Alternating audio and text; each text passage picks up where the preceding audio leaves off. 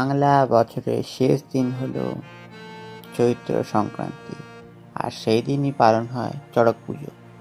কিন্তু sir Sicily Biden Charak পুজো বন্ধ করার জন্য 1865 সালে একটি আইন তৈরি করেন। চড়ক পুজোর আরাধ্য দেবতা হলো শিব ঠাকুর, আর এই পুজোয় এমন কিছু রীতি আছে যা দেখলে মনে আতঙ্কের সৃষ্টি করে। বলা হয় 1485 খ্রিস্টাব্দে সুরানন্দ ঠাকুর নামে এক রাজা এই চড়ক পুজোর প্রচলন করেছিলেন। জ্বলন্ত ছাইয়ের উপর হাঁটা, কাটা ঝাঁপ, ছুরি বা ধারালো বাটির উপর ঝাঁপ, অগ্নিনৃত্য ইত্যাদির মাধ্যমে শিব ঠাকুরকে তুষ্ট করার চেষ্টা করা হয়। চড়ক পুজোর সঙ্গে বিভিন্ন লোকবিশ্বাস জড়িয়ে আছে। কোনো কোনো ভক্তকে চড়ক গাছে লোহার হুড়কো দিয়ে বেঁধে দ্রুত গতিতে চাকার মতো ঘোরানো হয়। পিঠ, হাত, পা, জিভ প্রভৃতি অঙ্গে লোহা গেঁথে দেওয়া হয়।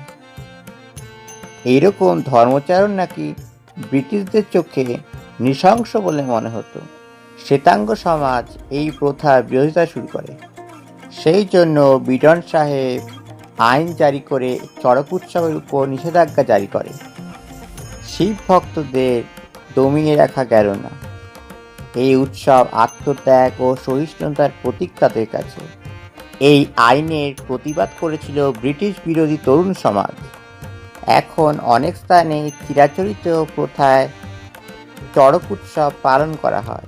কলকাতার কিছু এলাকাতেও চড়ক উৎসব পালন করা হয়।